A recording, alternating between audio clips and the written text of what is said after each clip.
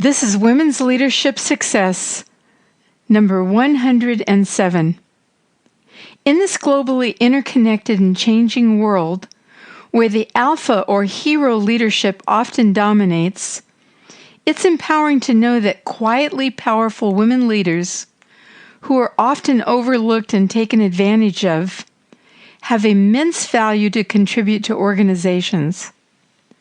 But how do we encourage more quiet, powerful professional women to shift their beliefs about leadership and view their quiet nature as a strength to be a great leader while staying authentic to themselves?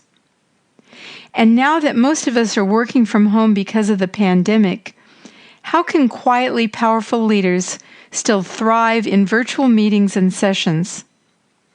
In this episode, we want to encourage organizations to expand their beliefs about what effective leadership looks like and how this can benefit their bottom line. Welcome to Women's Leadership Podcast, showing you how to influence people, improve your performance, and advance your career. Brought to you by women's leadership and career expert Sabrina Braham and womensleadershipsuccess.com. Here's your chance to meet women trendsetters leading the way to success, accomplishment, and balance in business and life. No matter if you're a manager, CEO, or entrepreneur, join Sabrina for coaching and no-nonsense advice to improve your career and bottom line. Hello, this is Sabrina Braham with Women's Leadership Success. Today I have the great pleasure of introducing you to Megumi Miki, who wrote the wonderful book, Quietly Powerful. And she's a speaker, a consultant. She talks on leadership, culture, diversity, and inclusion, and has a background in strategy, economics, and finance. Welcome, Megumi.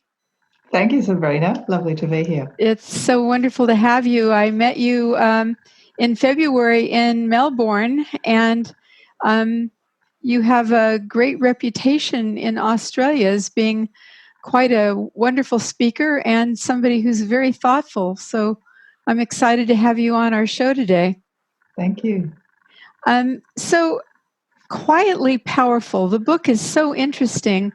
You do think of people in power as being outgoing or even sometimes egotistical or kind of out there. And this is a really different perspective. And I wonder if you could tell us a little bit about how you discovered being quiet was seen as a detriment to leadership and what you've done with that. Sure. So I suppose there's a personal experience, and then there's also the stories that I heard from colleagues and people that I know. So personally, I've always been a quieter person, and I found it quite challenging to be heard. But also, I found that earlier in my career, when I was a management consultant, it was really challenging to look like I was confident. Just because I was thinking about things, people assumed that I'm not confident or I didn't know something. And so I felt misunderstood in many ways. And so I felt there was some challenges around that. And you probably know management consultants, they're supposed to look like they know something. And so it was a real challenge I felt like I had to fake it. And I think I did fake it. And it was just exhausting. I burnt out. So that's personally. But then also with some colleagues, there was a particular situation where I found a colleague of mine who was in a large organisation who I really admired. She was one of those senior managers who supported a number of general managers plus a whole senior leadership group of about 100, 120. And I think she might have been called a transformation manager or something like that. And she was managing this transformation of this large team of 120 plus. So these are the managers, so obviously the organisation was bigger. And she was so influential in her very quiet way. She would just gather people around and, get them on side and manage to get through this transformation. And so I really admired how she went about it. Unfortunately, when she went to this leadership assessment centre, which about 200 of them at their level went through, she came out of it being told that she didn't have leadership potential. Oh, my goodness. And she was in tears, and I just saw it, thought, what on earth happened there? And I just thought, and I heard about some of the things that they did in the assessment centre, and I just thought, well, no wonder, because it's all about that group interaction and fast thinking and presentation and all of those. And you cannot measure what she was able to do in 3 months to a year in a one-day assessment centre. And I just thought that is such a waste of talent. So I just, through and many stories like that I heard, and I just thought, wow, that's a real waste. Do you think this is a problem for mostly women, or is it men and women equally? How do you? I think men are challenged as well. I wouldn't say equally necessarily, but there's also gender gaps, but also cultural differences, and there's all sorts of other things that get incorporated into this. But I have come across men. In fact, when I first started this whole movement about in 2016, I started off with just speaking with women, and then men came up to me hearing about the idea, and they said, well, what about me? So I started talking to men, and they said it's just as hard. And in fact, some men said because they don't have that masculine persona, if you like, they felt like they were disadvantaged as a result of that. So it is quite challenging for men also. So how does this impact business to have all of this talent unrecognized? So I suppose through my research, I found some quietly powerful leaders who are absolutely incredible leaders. If I was working in an organisation, I would love to work for them rather than some of the other managers and leaders that I've seen. And so I just thought if some of these quieter professionals can tap into that leadership strength, which is a quieter approach, that would benefit organisations hugely. So organisations, and particularly in the diversity field, they often talk about quiet achievers and how we need to really support them and help them to come out of their shells and things like that. I think it's not quite the right idea, because it's not just about quiet achievers who do the work. What I'm talking about is quieter leaders who lead in a different way, but very effective way. Can you tell us more about what a leader would look like that is a quiet leader? So it'll vary a little bit, but on the whole, what I saw of the leaders that I interviewed for the book, one is that they're very understated, so they're not in your face. They don't sort of go out and they're not in the public all the time unless they have to. But what I found were some very humble and very purpose-driven leaders. And I talk about the 3 attributes in the book that I really saw come through in these leaders. And the first one is around the fact that they're very comfortable in their own skins. So because they're comfortable, they are happy to share their strengths and weaknesses, and they're happy to be vulnerable. In fact, even in the interviews, one of them, I remember, he was a CIO, so a very senior person in an organisation. We started this video interview, and it's all recorded. And the very first thing that came out of his mouth was, he said, "Oh, Megumi, I'm really anxious about this interview because I don't normally talk about myself." And that was all recorded, and he was quite happy to say he was comfortable enough to share his discomfort, if that makes sense. Yes. So that's the kind of leader or leaders that I interviewed, and many of them shared their weaknesses. And what they typically do because of that is that they're humble and they admit that they don't know everything, which means that they will gather people around them who know something that they don't know. They're inclusive. They are very much of the view that it's a collective effort, not them as the centre of power or centre of control. And so that's that comfort.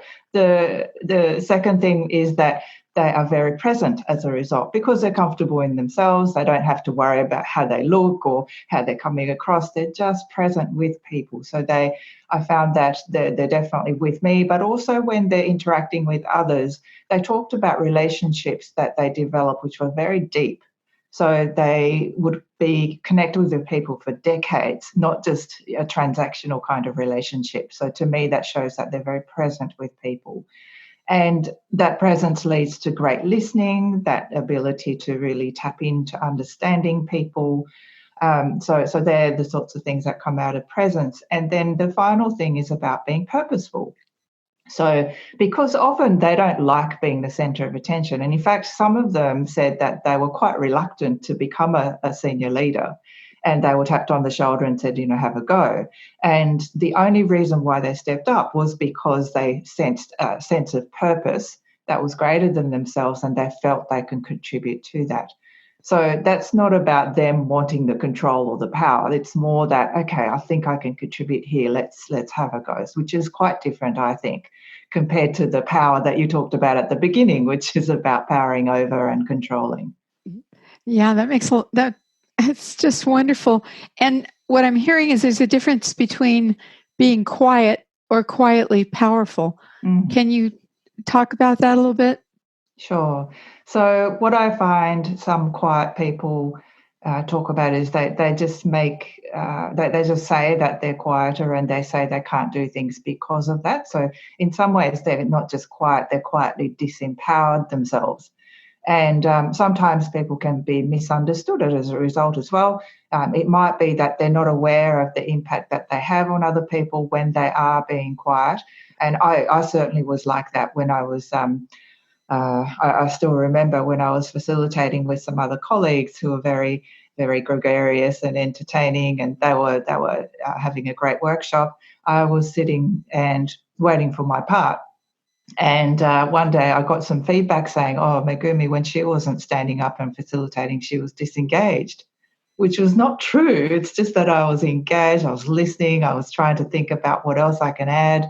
But just I must have looked blank, and partly to do with my Japanese face. But, it's just I got misunderstood. And I'm sure there have been other cases, whether it's workshops or meetings or different situations where I might have been in deep thought and people thought I'm disengaged, disinterested. And so there's that lack of awareness can lead to being disempowered. And since then, I've had to work on my facial expressions while I'm silent, and I've worked on it, and that's helped a bit as well. But also, sometimes we can disempower ourselves when we're quiet. We just make excuses and say, well, they won't listen to me anyway, so we don't say something. Or we might say, this is in our heads, we might say to ourselves, I just can't get in, so I won't even try because nobody's going to let me in anyway, or they'll just interrupt anyway. Or you might even have these doubts about, oh, I don't think my idea is any good, or my ideas might be, or maybe sometimes people say, oh, my idea's already been expressed, so they just hold back. And so that can be quite disempowering. So just simply being quiet is not necessarily quietly powerful in my view. Quietly powerful leaders, on the other hand, they use that quiet nature as quite much more deliberately, if you like. And so they will stay quiet if it's useful to do so, versus they will say what they need to say when it's useful. So it's quite different. Did you know you can change your leadership trajectory just by understanding your talents and what areas you need to improve? Would you like an easy way to find out where you are in your leadership and career development? Well, here's how you can. I've designed a simple 4-minute career and leadership quiz that will help you. And as one of my listeners, you can get it for free. Just go to careerdevelopmentquiz.com, and once you are there, complete the confidential quiz. You'll get your score and suggestions immediately. Plus, you may even qualify for a free coaching session. So just go to careerdevelopmentquiz.com and fill out the quiz. So how does one move from being quiet to becoming quietly powerful? Yeah, it's quite a process of awareness building, but the framework that I share is around, firstly, appreciating yourself fully, and then secondly, adapting purposefully. That's the framework I share in the book, as well as the programs that I run. And essentially, I walk through the steps in that in the programs I run. And appreciating fully, I must say, it's not just about appreciating your strengths and playing to your strengths, which often people get told to do. I think if you only appreciated your strengths, you're not appreciating some other aspects of yourself, so you're putting yourself down. So I do work with people on appreciating both what we believe to be our strengths and weaknesses, because sometimes we label certain things as weaknesses, but they're not necessarily. So I do work on reframing some of those ideas about ourselves, and that seems to really help people to appreciate all of themselves rather than just bits of themselves. And so that's definitely helpful. Also working with some of those inner critics and inner voices, all of those sorts of processes help people to fully appreciate themselves, and use that what they have rather than thinking that they have to fix themselves.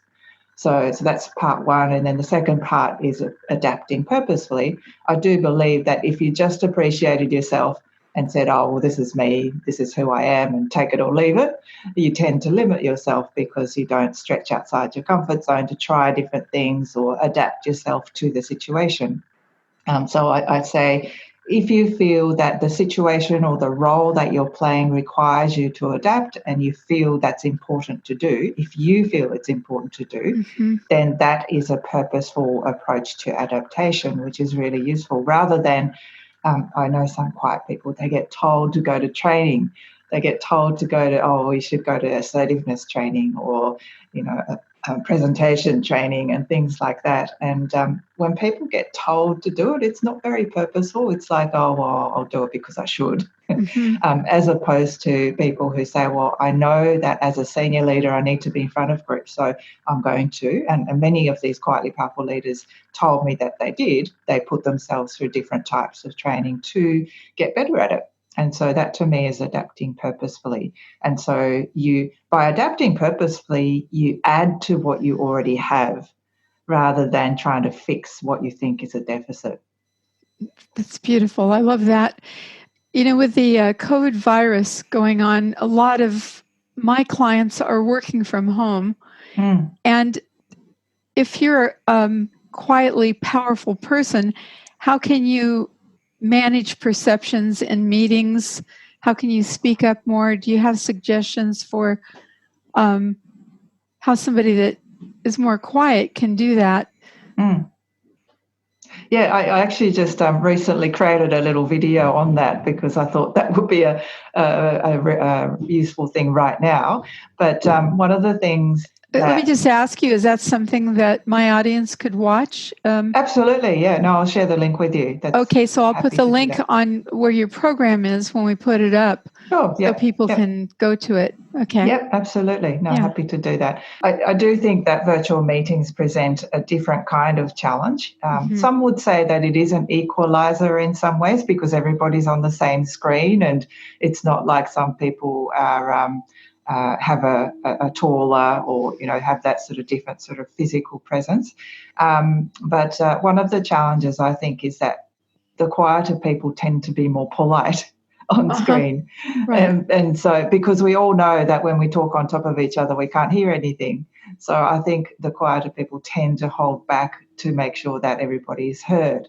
And so that can be a challenge. But one of the tips that I have, and, I think I've talked about 7 tips or so in the video. One of the very first ones is to go and speak to the chair or the facilitator or the whoever's organised the meeting beforehand, and help them to facilitate it better. Because I think on virtual, facilitation is key. If you can facilitate the meeting well to make sure that everybody's heard, then it can work really, really well. So if you can let them know, for example, that you do have trouble jumping in because you don't want to talk on top of somebody and not be heard or them not being heard, so let them know in advance.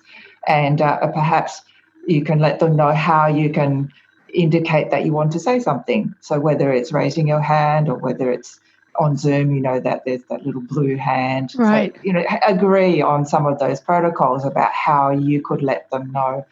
And that the chair might decide that he or she uses that for everybody as well, which would make it even better. So just work with them about how they can facilitate it so that everybody can be heard, including yourself. I think is one of tips that I certainly share with people on virtual, especially. And in live meetings, it also is a problem for people that are more quiet. So what do you suggest that they do in a live meeting? So with live meetings, I say the same thing in terms of going to the chair or organizer or even somebody who's influential in the room to get their support and even share that there's certain ideas that you wanted to share. And, if they notice that the conversation's heading that way, they may be able to help you to jump into that conversation. So I think before the meeting, doing some of those things can be very helpful, especially if it's a really important meeting where you want to be heard. Which goes on to some other tips around managing that inner voice of saying, that's not a good enough idea to share. So that might be another thing to tackle to address some of those internal critics that we have, or just that voice to say, you're censoring yourself almost. The other thing too is not just think about speaking up in meetings as adding ideas only. There's other ways you can contribute to meetings, like asking questions and various things. So I do talk about some of those things on the video as well, if people are interested. That's wonderful. And how does somebody who's quietly powerful increase their visibility so that they can be seen as a leader to get promoted? So I think one of the first things is get over this feeling of bragging, and we have this icky feeling about self-promotion. And I know that's not just for quiet professionals. Many people have, and many women in particular, have that challenge. And I certainly have had that challenge. And as a business person now, I realise that that's definitely not going to work for me. So one of the tricks, if you like, that I've played with myself is to stop thinking about promoting myself or promoting being visible as being self-promotion. I started to think of it as sharing my work. And so I think for people in organisations, if you can make that switch to say it's not selling yourself or promoting yourself, it's actually sharing your work and make it useful for people. So if you have something useful to share with other people, particularly senior people, they'll welcome that. It's not about you coming to say, look at me, look at me. And so I think I think that is definitely helpful. And many of the quietly powerful leaders talked about the importance of that, because people are busy. They're too busy to notice what you're doing and what you're achieving. And you might know something or be doing something that's useful for them. And if they don't hear about it, then, they're missing out too. Exactly.